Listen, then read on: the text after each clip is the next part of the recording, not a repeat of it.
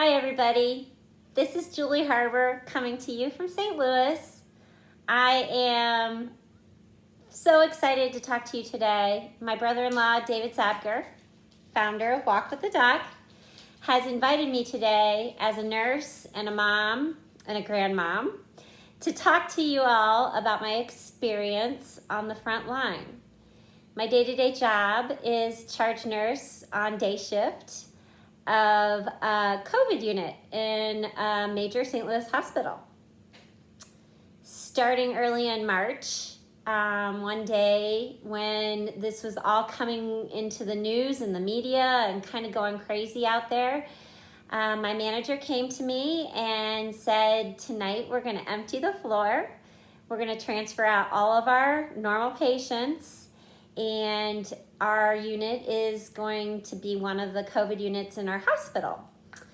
I remember that night being kind of eerie as my staff and I emptied out the rooms one at a time. We moved each patient to a new room and explained to the families what was going on.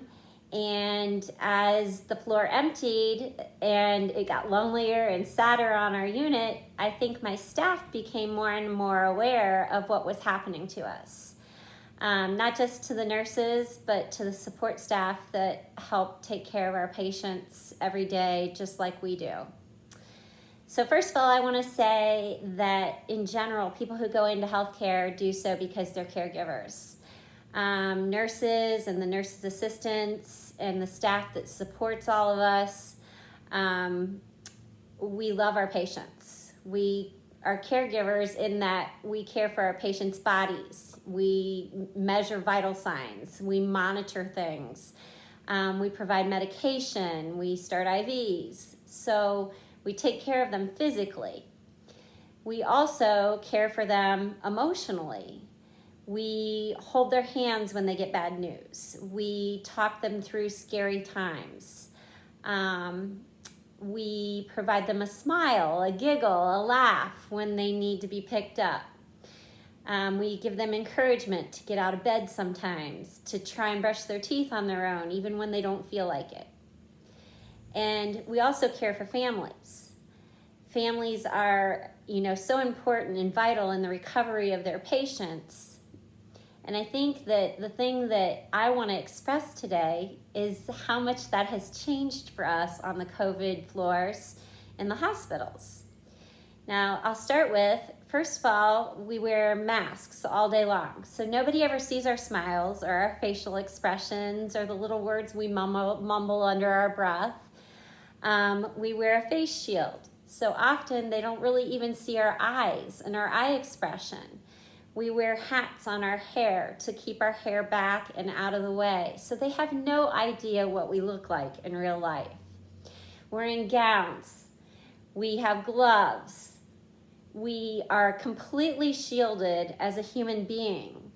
Nurses are the ultimate humans because our expressions and our giving and our care often comes through our physicalness, which has all been draped and masked recently.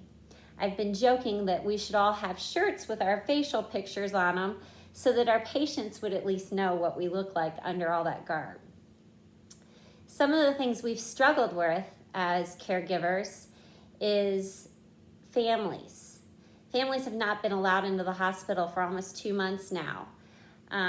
When your loved one's sick, you sit at bedside. You come and listen to the doctor. You get educated. You get information. You can see your family member, whether they're improving or they're declining on any given day. You're aware, you're around, you're present. You can hold hands and tell them you love them. When family members can't come to the hospital, that duty falls to the nurses and the staff that supports them.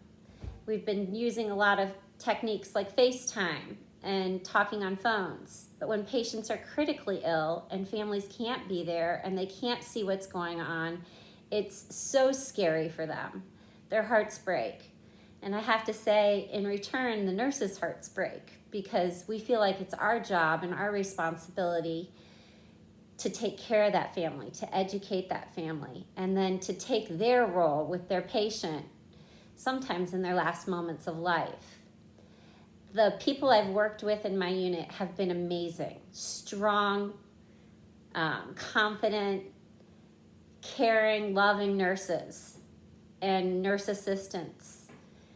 And on a day-to-day basis, we all struggle also internally with the fact that we are being exposed a lot and constantly. And how does that affect our families? Well, I have a grandson that's just over a year old, and I didn't see him for a couple months because of this virus. I still haven't gotten the opportunity to see my mom and my dad. I leave my house every day cautiously. I dress and get ready in the morning, and I'm going to show you my handy dandy 4-to-1 bleach bottle. I spray my way out of the house literally every day. So I'll pour my coffee in my cup, and then I'll spray the coffee handle. I'll get the creamer out of the fridge, pour my creamer in my cup, and put the creamer back, and I spray the fridge handle. If I use the microwave to make my oatmeal in the morning, I clean the microwave handle after I'm done. As I leave the house, I wipe the counters, I wipe the doorknobs, and I wipe the light switch on my way out of my house to protect my children who live here. I also have this handy dandy bag that the hospital provides us. It's lined with silver, which protects from germs and things, and I hang it in my garage. So I come home at night and I literally strip naked in my garage. I put my laundry in my bag and I leave it there until my week's shifts are over, and then I bring the whole bag in and put it in the laundry by itself. That way I'm not bringing my dirty clothes and the contaminants that could be on my clothes into the house. My shoes never enter the house as a nurse. They always stay in the garage. So I just thought that I would share a couple quick stories with you. First of all, I've seen many successes. My hospital does something called Code Sunshine, and it warms my heart just thinking about it because the first time I got to experience it, it gave me goosebumps. When patients leave our unit, we call a Code Sunshine overhead, where they normally call a Code Blue. We call Code Sunshine, they play a Beatles song, and we walk our patient out. Well, when they call the Code Sunshine, little does the patient know, the rest of the hospital congregates in the lobby of our hospital, hundreds of people sometimes. So when we come out of the elevator, they're cheering and yelling and so excited for this person who's been in the hospital sometimes up to a month and a half getting to go home. And at the end of the walkway, usually there's a family member in tears because they have not seen their family in so long.